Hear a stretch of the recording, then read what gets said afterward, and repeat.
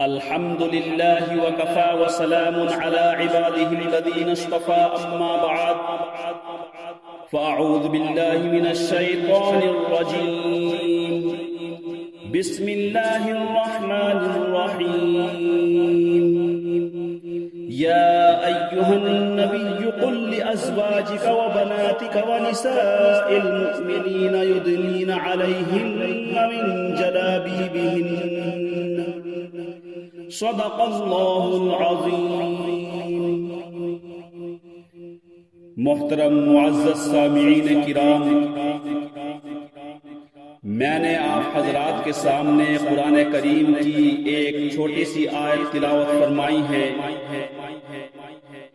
اس آیت کریمہ کے اندر اللہ کے نبی صلی اللہ علیہ وسلم کو اس بات کی ہدایت کی گئی ہے کہ اے نبی صلی اللہ علیہ وسلم، آپ اپنی بیویوں اور اپنی بیٹیوں اور تمام مسلمانوں کی عورتوں کو اس بات کا حکم دیجئے کہ اپنے اوپر تھوڑی سی چادر لٹکا لیں۔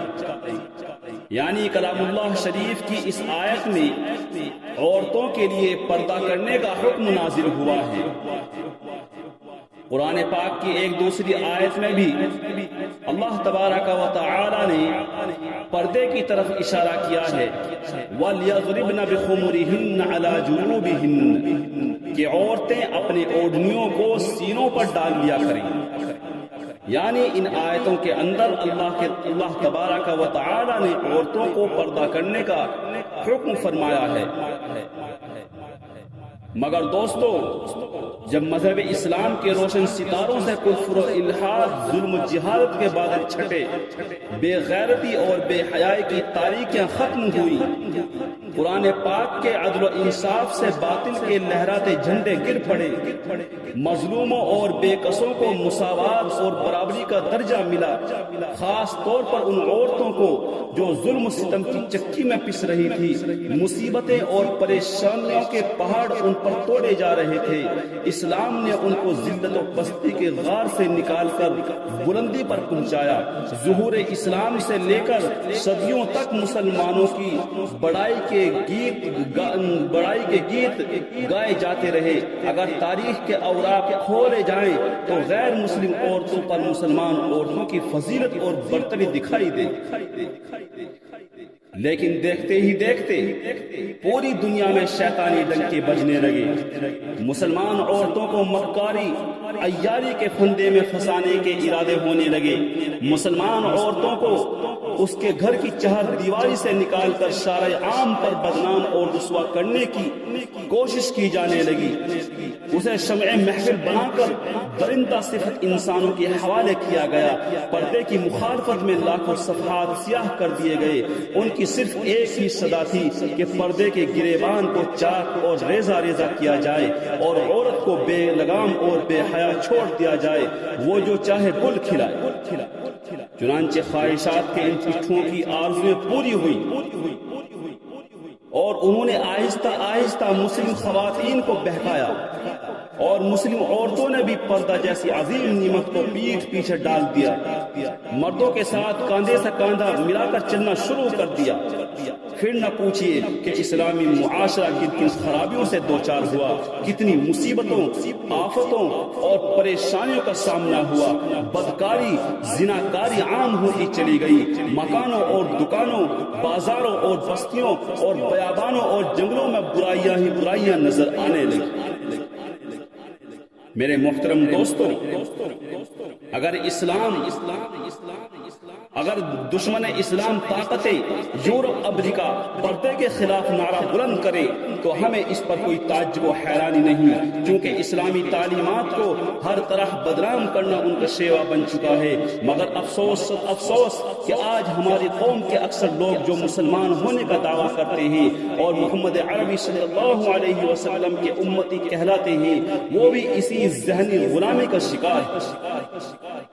خاص طور پر انگریزی تعلیم یافتہ طبقہ تو اس میں زیادہ مبتلا ہے، وہ بھی پردے کے معاملے میں دشمن اسلام کے ساتھ ہے اور انہی کے دوش بدوش چل رہا ہے۔ کسی شاعر نے ایسے ہی لوگوں کے بارے میں کہا ہے، انہی کی محفل سوارتا ہوں چراغ میرا ہے رات ان کی، انہی کے مطلب کی کہہ رہا ہوں، زبان میری ہے بات ان کی۔ میرے محترم دوستوں، آج پردے کے مسائل کو لے کر مناظرہ بازیاں اور مضمون نگاریاں ہوتی رہتی ہیں، پردے کے خلاف تحریکیں چلتی ہیں، پردے کو ایک بہت بڑی ناانصافی کہا جاتا ہے۔ عورت کے لیے پردے کو قید و بند سے تعبیر کیا جاتا ہے کہ پردہ قید ہے، پردے کو وحشت بتایا جاتا ہے۔ آج مغربی تہذیب نے عورت کی شرم و حیا کی دولت کو لوٹ لیا ہے۔ کہتے ہیں کہ پردہ کرنے سے ترقی نہیں ہو سکتی، نتیجہ یہ ہے کہ آج ہمارا خاندانی اور معاشرتی نظام تباہ ہو چکا ہے، اخلاق و عادات اور شرم و حیا کا جنازہ نکل چکا ہے۔ یہی وہ تہذیب ہے جس نے عورت کو چراغ خانہ بننے کے بجائے اس کے اندر شمع محفل بننے کا جذبہ اٹھایا۔ رواج بے حجابی خوشنما کانٹوں کی مالا ہے، رواج بے حجابی خوشنما کانٹوں کی مالا ہے، نئی تہذیب سے ہوشیار یہ تاریخ اجالا ہے۔ یہ اس یورپ اور امریکہ کی دین ہے کہ نوجوان لڑکیاں باریک سا دوپٹہ گلے میں ڈال کر اور چست اور باریک لباس پہن کر کھلے عام گھوم رہی ہیں۔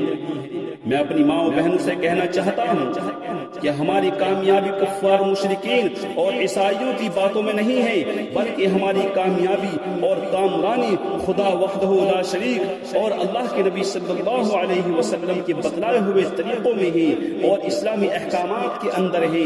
ہمیں عقل کا چراغ گل کر کے نفس کے پیچھے بھاگنے اور مغرب کی بد تہذیب عورتوں کی نقل کرنے کی ضرورت نہیں ہے۔ ہماری ہدایت قرآن و سنت کے بتائے ہوئے طریقوں میں ہے، ہماری کامیابی قرآن و سنت کے بتائے ہوئے طریقوں میں ہے۔ اسلام کے پاسبانوں حضرت اسماء رضی اللہ عنہا حضرت عائشہ صدیقہ رضی اللہ عنہا کی بہن ہے اور نبی اکرم صلی اللہ علیہ وسلم کی سالی ہے۔ ایک بار باریک کپڑا پہن کر حضور صلی اللہ علیہ وسلم کے سامنے آ گئی تو سرور کائنات صلی اللہ علیہ وسلم نے نظر پھیر لی اور یہ ارشاد فرمایا، اے اسماء، جب عورت بالغ ہونے کی عمر کو پہنچ جائے تو اس کے جسم سے کچھ بھی دیکھنا جائز نہیں سوائے اس کے چہرے اور ہتھیلیوں کے، یعنی اس کے چہرے کو دیکھ سکتے ہیں، اس کے ہتھیلیوں کو دیکھ سکتے ہیں، یعنی اس کے پیروں کو دیکھ سکتے ہیں، اس کے ہاتھوں کو دیکھ سکتے ہیں۔ اس کے علاوہ عورت کے کسی حصے کا دیکھنا جائز نہیں ہے۔ اس حدیث سے اس بات کا صاف پتہ چلتا ہے کہ باریک کپڑا پہننا بھی پردے کے خلاف ہے۔ انسان کے چہرے پر خوبصورتی سے جڑی ہوئی یہ دو آنکھیں نفس کی سب سے بڑی چور ہیں۔ دل و دماغ کے تمام وساوس کی جڑ بھی یہی دو آنکھیں ہیں۔ دلی جذبات اور قلبی احساسات کی ترجمان، عشق و محبت کے تمام عہد و پیمان باندھنے کی ذمہ دار یہی دو آنکھیں ہیں۔ فتنہ فساد کی ابتدا عام طور پر انہی سے ہوتی ہے۔ اسی لیے رب ذوالجلال نے نہ صرف عورتوں کو بلکہ مردوں کو بھی نگاہ نیچی رکھنے کا حکم دیا ہے، جیسا کہ کلام پاک میں اللہ تبارک و تعالی نے ارشاد فرمایا، قل للمؤمنین یغضوا من ابصارهم وقل للمؤمنات یغضضن من ابصارهن۔ ایک مرتبہ کا قصہ ہے کہ حضرت ام سلمہ اور حضرت میمونہ رضی اللہ عنہما سرور کائنات محمد عربی صلی اللہ علیہ وسلم کے پاس بیٹھی ہوئی تھی کہ عبداللہ ابن مکتوم جو ایک نابینا صحابی تھے تشریف لائے۔ آپ صلی اللہ علیہ وسلم نے فرمایا کہ ان سے پردہ کرو، تو حضرت ام سلمہ رضی اللہ عنہ نے عرض کیا، کیا یہ نابینا نہیں ہے؟ نہ وہ ہم کو دیکھ سکتے ہیں اور نہ پہچان سکتے ہیں۔ آپ صلی اللہ علیہ وسلم فرماتے ہیں، کیا تم دونوں بھی نابینا ہو گئی ہو؟ کیا تم انہیں نہیں دیکھتی؟